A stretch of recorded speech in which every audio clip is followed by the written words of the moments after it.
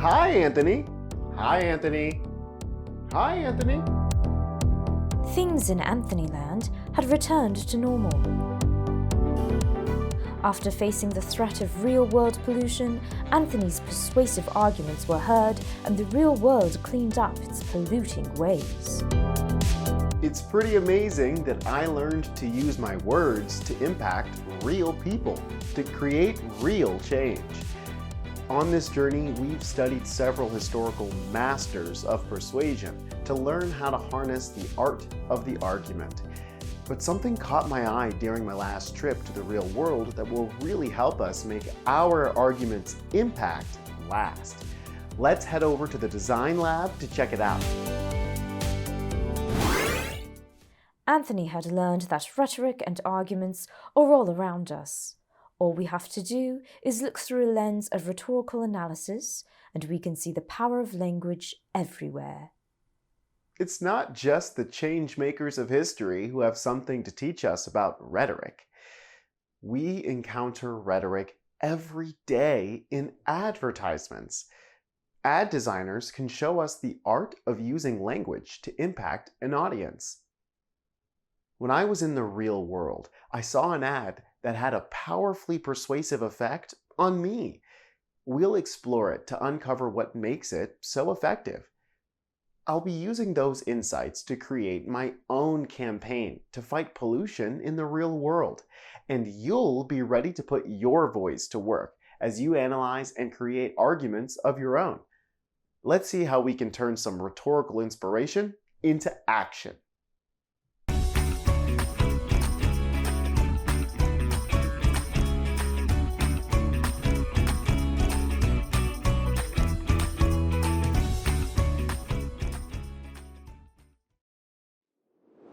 We're here in the design lab, ready to analyze the rhetoric behind this powerful advertisement.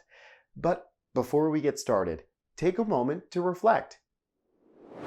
What do you think this ad is trying to persuade us to think or do? How do you think the ad designers want you to feel? Pause the video while you think.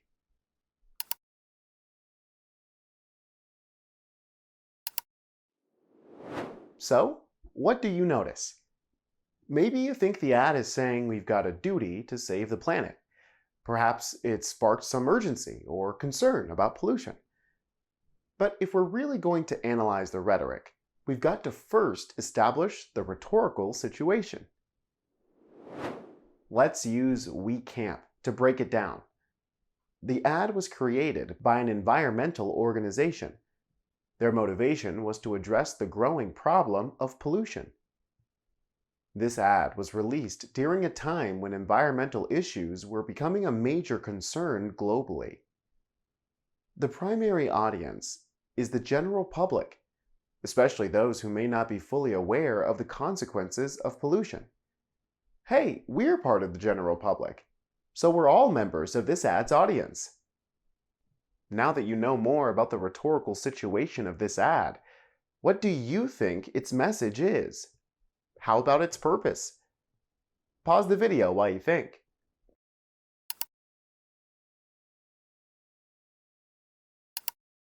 What did you come up with? I'm thinking the message of this ad is that to save the future of the Earth, we've got to stop pollution. And its purpose? To inspire immediate action and long-term commitment to reducing pollution. So, there's the situation. The rhetorical situation, that is. But how does the specific language used in this ad help to effectively send its message to the audience? Let's take a closer look at the first line. Mother Earth needs you. What rhetorical device can you identify here? I notice metonymy.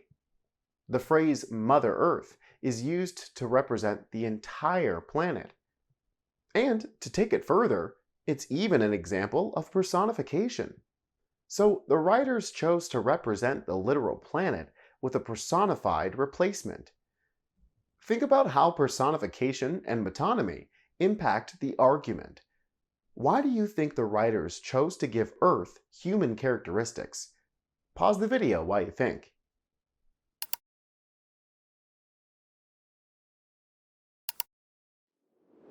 Maybe you felt a stronger connection to the planet because it's referred to as Mother Earth. You might have thought about how the ad feels more urgent and personal. That's great thinking. If you feel a strong connection to Mother Earth, you're more likely to want to protect her. By personifying the Earth and using metonymy, the writers tap into our emotions, making us care about the issue. You see, the writers used rhetorical devices to connect their message to the hearts of their audience. So, which of the three appeals do you think this advertisement is relying on most? Ethos, pathos, or logos? The ad seems to be all about appealing to our emotions, or pathos.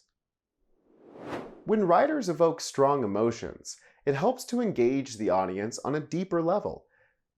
Emotional responses can drive people to take action or change their beliefs.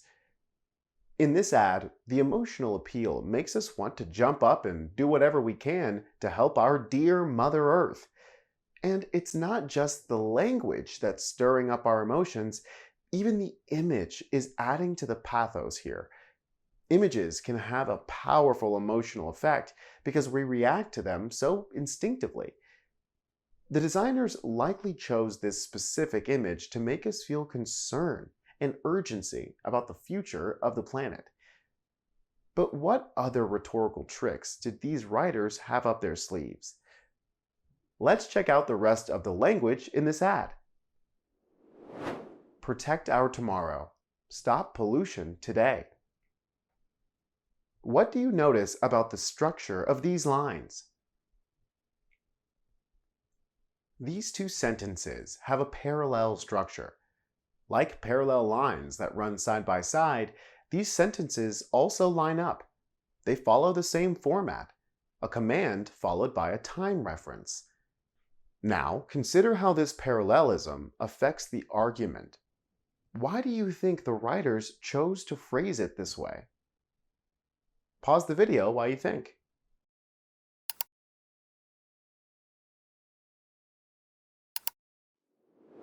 Great thinking! The parallelism creates rhythm, with a clear call to action that's easy to understand and remember. Let's experiment. What if writers had phrased it differently? Think about these variations, otherwise known as language deviations. Help us protect the future by reducing pollution. And take steps today to ensure a cleaner tomorrow by stopping pollution. Take a moment to think about how these different phrasings impact the ad's argument. How does each language deviation compare to the original wording? Pause the video to reflect.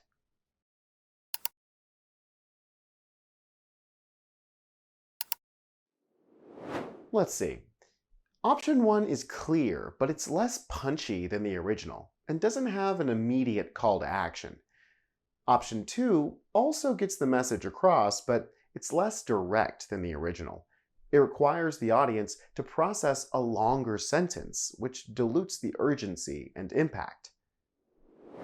In comparison, the original version is concise and impactful, creating a sense of immediacy and a clear call to action. Thinking about how it might have been worded differently helps you analyze what makes the rhetoric of the original so effective. Experimenting with language deviations can also help you to explore better ways to convey your own messages. That's because the language we choose to shape our messages has the power to impact the people who receive them. So, whether we're looking at historical speeches, advertisements, or creating our own campaigns, mastering rhetorical analysis helps us become better communicators and consumers of information. Now that we've explored what made this ad so effective, I think I'm ready to make my own. So Anthony worked to create his ad. He was determined to convince the people of the real world to stop pollution for good. Your future is our future. Stop pollution in your world today. save all of our tomorrows. How do you think I did? Parallelism and appeals to pathos, like the ad we analyzed. This should really make an impact.